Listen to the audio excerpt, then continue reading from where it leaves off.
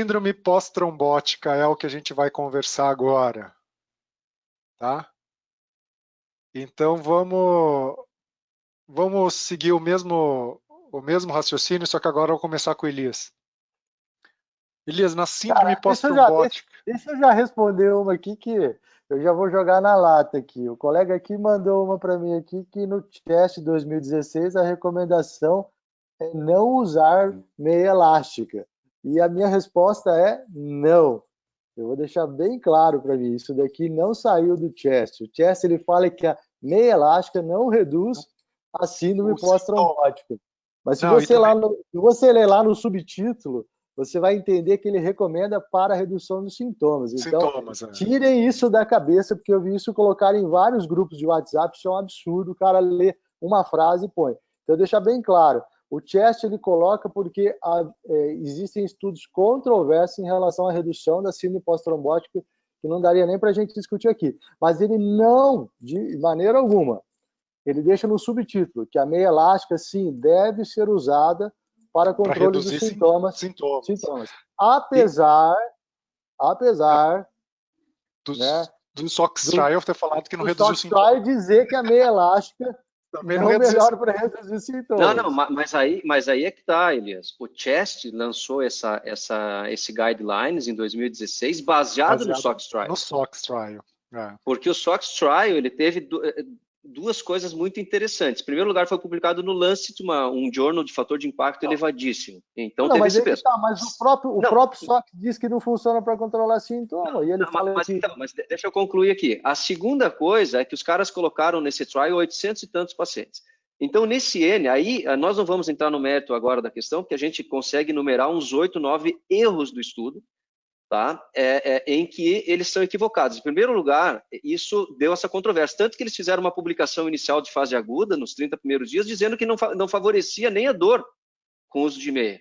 Mas, gente, eles começaram a usar meia elástica com 3 semanas depois do diagnóstico. Então, assim, tem muito furo, e por isso saiu no CHEST de 2016. E nesse momento, e agora eu vou colocar um pouquinho, nós estamos fazendo um trial para bater de frente com o SOX Trial. Nós estamos na fase inicial dele, nos próximos dias já sai com o uso do dispositivo com velcro, o Circate, em que a gente já tem a primeira análise dele. Tá saindo nos próximos 7 dias, eu já tenho essa análise que a gente vai estar apresentando nos congressos, o sistema inelástico na TVP aguda, e nós vamos estar seguindo o follow-up de 12 meses para TVP, para síndrome pós-trombótica. A questão é que a própria Suzy Kahn, que é a autora do SOX Trial, já comentou o nosso trial, Kikuchi. Ela já fez uma publicação citando o nosso artigo. Tá? Então, o nosso artigo nem está publicado, nosso artigo está só no clinicaltrials.gov, e ela já está se incomodando porque está chovendo estudos para contrariar totalmente o trabalho equivocado e o desserviço que ela fez em relação à terapia compressiva na trombose. Kikuchi, coloca uma pergunta aí para o pessoal. Você consegue botar uma pergunta aí? Difícil? Consigo, mas eu não consigo. Mas fala, depois você responde o que você faria e por que na síndrome pós-trombótica. Qual que é a pergunta? O colega me fez uma pergunta, eu queria que você perguntasse para eles. Vamos lá. Para um paciente com TVP aguda, o que você preferiria? Uma meia elástica 20/30 com alta rigidez ou uma meia elástica 30/40 com baixa rigidez?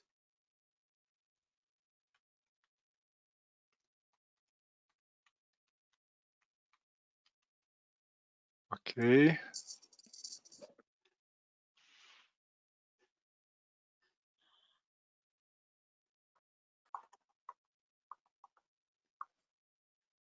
Vamos ver, então. Podem responder aí, moçada.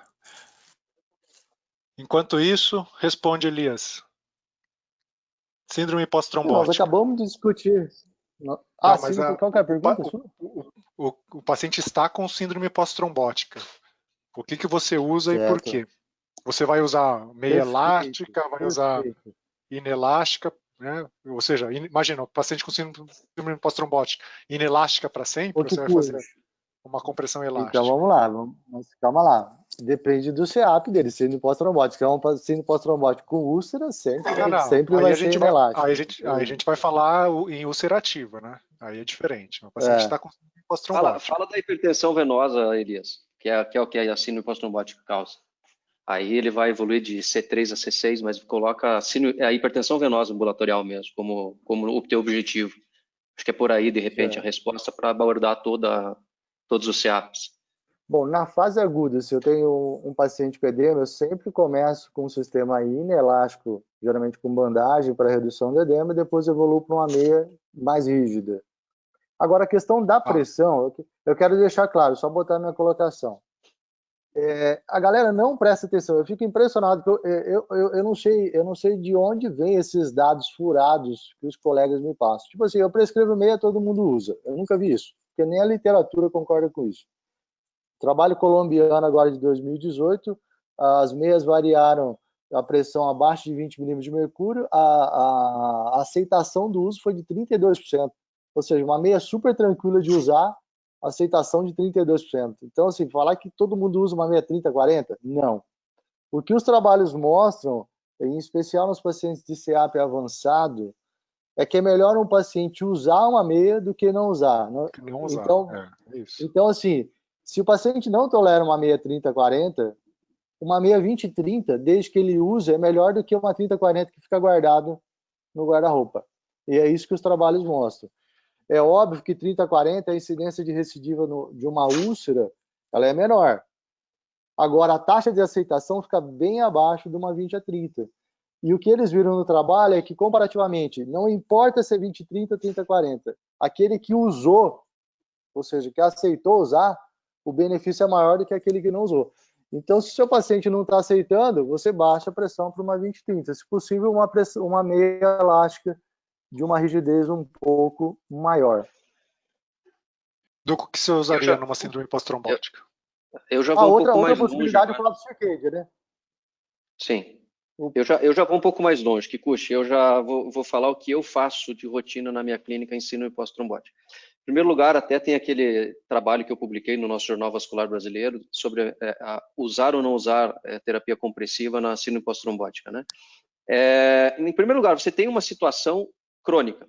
Você tem lesão de válvula, você tem uma hipertensão venosa crônica. Tá? Não vai ter cura, a válvula não vai nascer de novo. Você tem uma situação que vai ser para sempre. Em primeiro lugar, tem isso. Então, sempre teve aquela pergunta, quanto tempo usar de meia?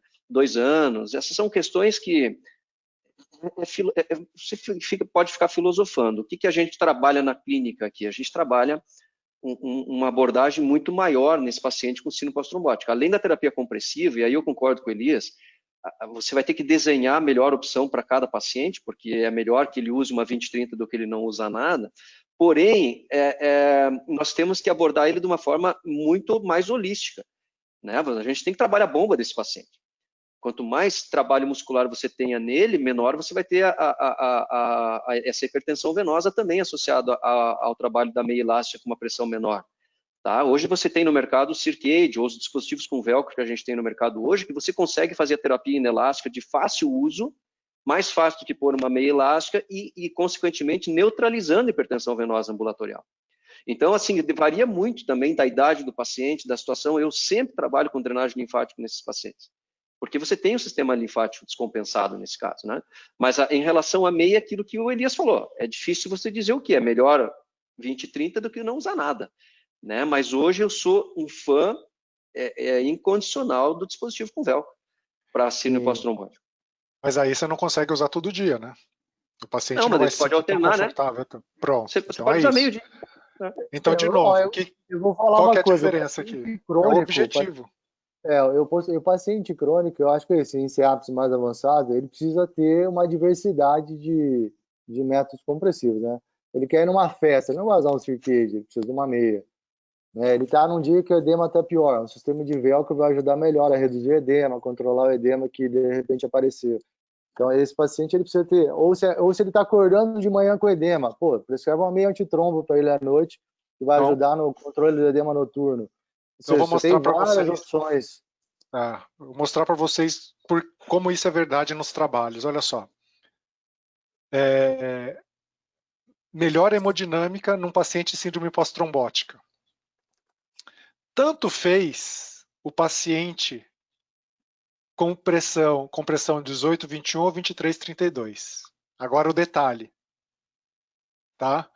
É o que ele estava medindo, tá? A forma que ele estava medindo. Pletismografia AR, ou seja, é o exame que o paciente está praticamente estático, tá? Então é exatamente isso. Se você quer um objetivo simplesmente para o paciente estar com edema, simplesmente, você pode reduzir com uma meia elástica, qualquer uma que você use. Aí, se a pele estiver ruim, ou seja, o edema estiver crescente, você vai ter que passar para um sistema inelástico. Então, só que o sistema inelástico não funciona se o paciente não tiver o quê? Bomba muscular. Tá? Já a meia elástica, ela vai exercer uma pressão concêntrica independente de contração muscular. Então, tudo isso é questão de objetivo. Tá? E isso também mostra aqui nesse estudo que é o Octavia, para saber o tempo de uso, 1 ano ou 2 anos. Olha só, não teve diferença 1 ano ou 2 anos, né, entre a incidência de síndrome pós-trombótica e pós-trombose aguda. E segundo eles, 84% dos pacientes usaram meia elástica de 6 a 7 dias por semana. Agora, convenhamos, usar 2 anos, 6 a 7 dias por semana, meu amigo, é muito difícil fazer o paciente usar, não sei como eles fizeram essa mensuração. Mas a questão é justamente essa, né? Um paciente crônico de longo uso com a terapia compressiva, o mais importante é você ter formas de utilizar a terapia compressiva nas diferentes fases que ele se encontra. Se eu falar para o meu paciente com síndrome pós-trombótica usar um meia 30, 40, 7 oitavos todo dia, cara, é muito difícil ele ter um compliance de aceitar isso tudo o tempo todo, tá? Então, por isso, você, nesse tipo de paciente, tem que ter o objetivo pontual que você tem ali. Por isso, esses estudos todos, dificilmente eles mostram alguma diferença. Elias, vou mostrar para você a resposta do pessoal que você pediu. Aqui, ó. 80%. Aê, pô. Essa era a minha preferência, sem dúvida. A rigidez é muito mais, vai ser muito mais eficiente. Hemodinâmica, né? Agora tem um problema. Eu vou deixar bem claro aqui, não adianta você colocar uma bota de urna e mandar o paciente ficar deitado, pelo amor de Deus. E também Porque botar uma bota de urna no paciente com gambitinho ou ter uma restrição de articulação tibiotársica. Então, assim, a gente precisa entender dos princípios da terapia compressiva, porque você agora resolvi, entendi que a terapia compressiva e inelástica é eficiente. Aí você põe, aí você fala para você, agora você vai, você deita na cama e fica de perna para cima. Não tem razão, pelo contrário. Essa terapia só vai funcionar com ele andando, pô. Entendeu? Você está dando mobilidade para o seu paciente, conforto para ele. Uma colega aqui deixou uma observação. Mas o meu paciente não vai aceitar eu prescrever uma bota de urna. Cara, o cara não sabe para que serve bota de urna. Todos os meus pacientes aceitam usar bota de urna na fase aguda. Ninguém me questionou até hoje o que eu estou falando. Até porque quando a gente coloca, ele volta em 3, 4 dias, o edema dele praticamente sumiu todo. Vou dizer o que o paciente quer. O paciente quer resultado. O paciente quer resultado. Eu uso por 30 dias terapia inelástica na fase aguda. 30 dias direto, terapia inelástica.